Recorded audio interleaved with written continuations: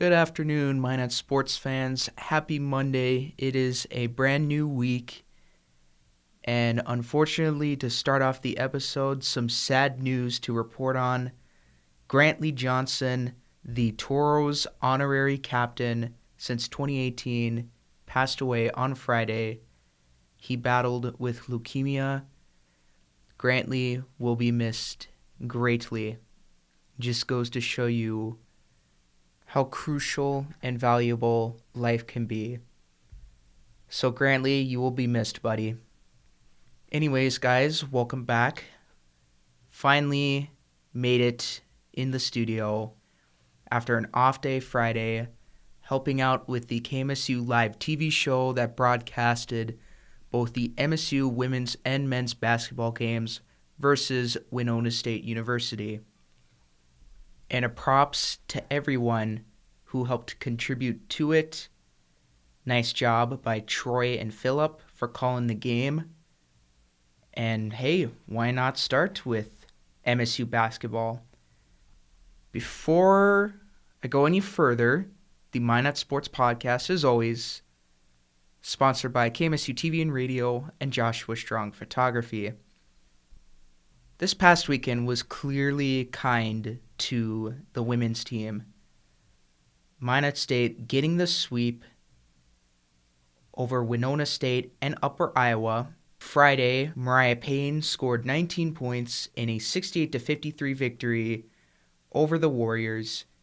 And then Molly Wilson with a career game, also scoring 19 points in a victory over the Upper Iowa Peacocks. That one was 73-54. Minot State women's ball doing nicely in the weekend. It was a complete polar opposite for the men's team. Kyle Beisch shined 21 and 24 Friday and Saturday respectively. That was the point total for him, both games. But it was not enough as MSU lost 73-68 against Winona on Friday, and then a thrashing at 94, well, not a total thrashing, but a 94-71 loss against the Upper Iowa Peacocks. They just could not contain the Peacock offense. So the women's are getting better. Remember, always that commitment to get better every day. Both teams will be back at home again on Friday and Saturday as always.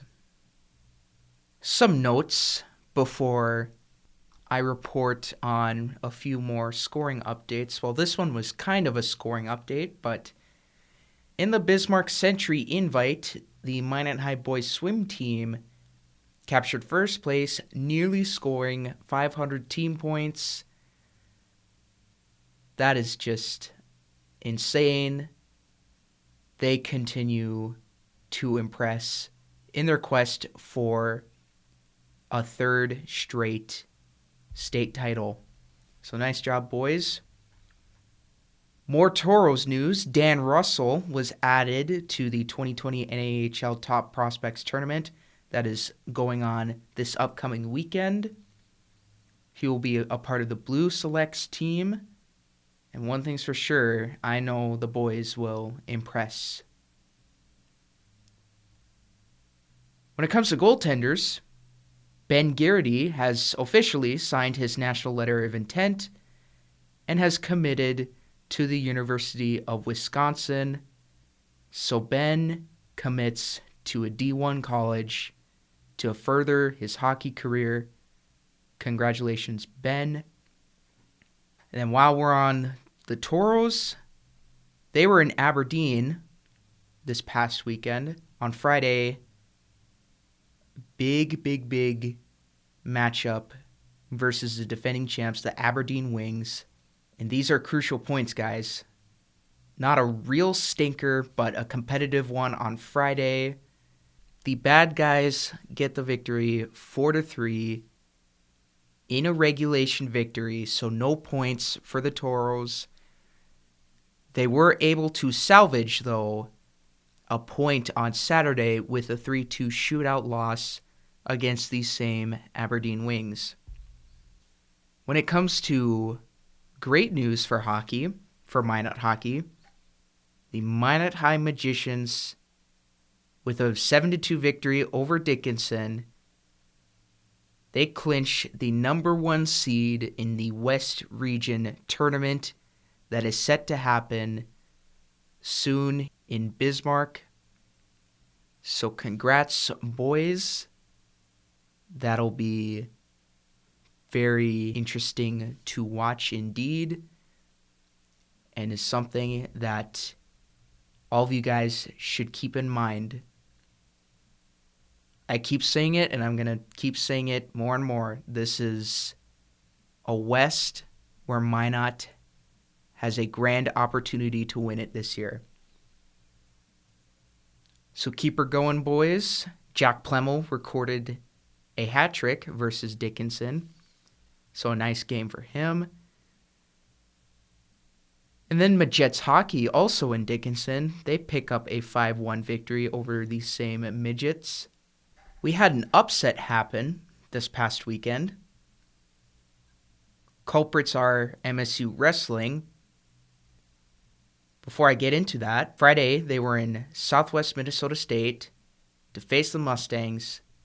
One of 2 tight-knit matchups.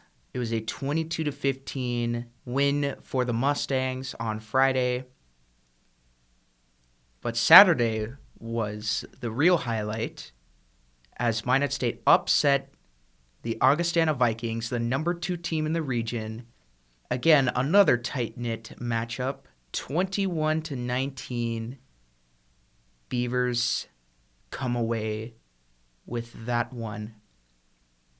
So nicely done for the wrestlers. And of course, the importance of sports is to always compete for the victory. And if you don't get it, you get the loss. But for one team this past weekend, that wasn't the case. Minot State women's hockey, they were over in Midland both Friday and Saturday. Women's hockey, they continue their dominance with a 6-3 victory over Midland on Friday. But Saturday, the interesting result of a tie. Both teams recorded 3 goals, went past regulation. Passing regulation was not enough, overtime, and they called it at that. So, your MSU Beavers women's hockey team, they have a tie on their record, and that series is done for. For the men's team, well, if you had a working goal light for both games, you better make sure that it works, because there were a lot of goals for your Minot State men's team. As you can hear Dr. Neil Roberts in the background, he's just giving a tour of the department to a current student. But yeah, lots of goals. It opened up on Friday night with the Beavers over in Williston State. They pick up the 11-0 shutout. Yes, that is 11-0 on the scoreboard. Just wait, it gets better.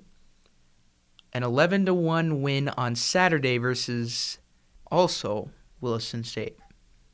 I was there for that game, as well as a few others, if you remember.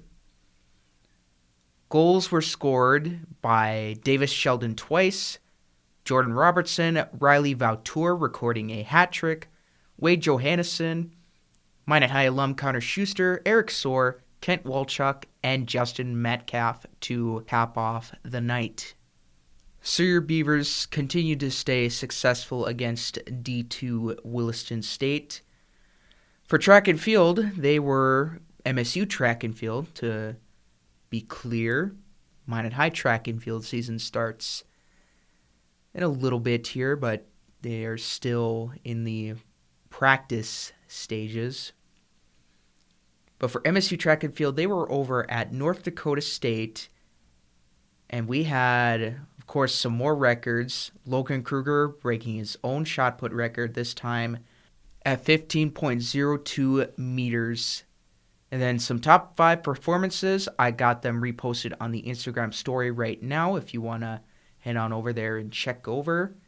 Whitney Hansen, 5th place in the 600 meter, and Abby McGee went 4th nationally in the 1K.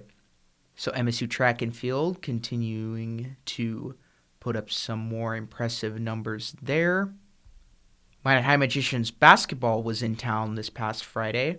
Jackson Gunville was recognized for scoring his 1,000th point against the Turtle Mountain Braves. And it was a good night. 79-51 victory over the Bismarck St. Mary's Saints on Pink Night. The Saints coach gave a speech on his battle with cancer before the start of the game. And coach, we are on your side as always. And lastly, MSU softball with their home opener starting on the 8th. Since there's still snow out, they have to utilize the air-supported bubble that hovers over Herb Parker Stadium. And honestly, when I look at it when I'm walking by to class, on the outside, it doesn't seem as tall, but once you're actually inside, it's huge. So, not to bore you guys with that talk, but it was known as the Bubble Invite, with Bemidji State, Black Hills, and Crookston all in town. Minot State got going with a 12-6 victory over the Bemidji State, the other Beavers, and then followed up with a loss in extra innings to Black Hills, 5-4, but then a nice rebound against Crookston, 4-3. Beavers take that one. Up 4-0 until Crookston hit a 3-run home run, so it got close at the end, but the Beavers were able to pull away from it. With all the space they have in there, they are able to put some resources in there so other teams that are in season or even some that are out of season, they have what they need for an essential practice. But basically with the setup in the bubble, like, you're right there on the fans' side of the field. Like, you're right there with the players. Just that there's a fence blocking your path so you can't enter, or there's a line you can't cross, and that's covered by the fence. And so if a home run ball's coming your way, be ready. It's just how the setup works for inside the bubble.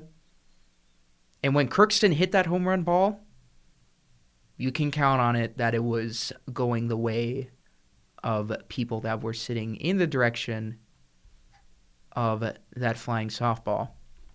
So I believe that is everything covered from this past weekend.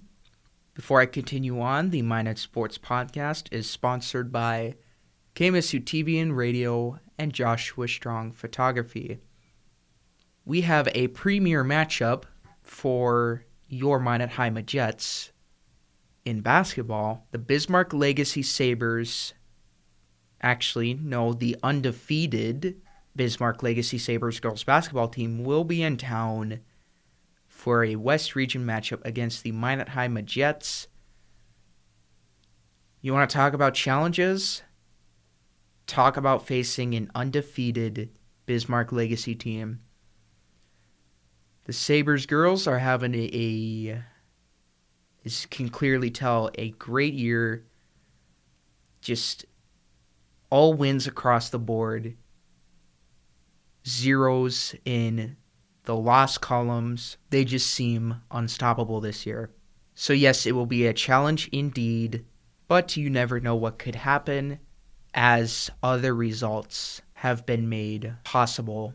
I'm a firm believer that you should never doubt the underdog.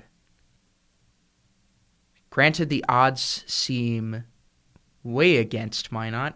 Never doubt the underdog. You never know what the final score could be. So Minot High will have their hands full tonight. Tip-off is set for 7:30 p.m. Hope to see you Minot High fans there, and hopefully we can see Minot High pull off the upset here. And that is all for today's episode on the 10th of February.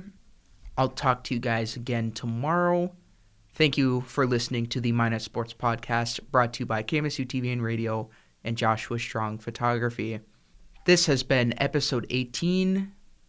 See you guys later, and take care.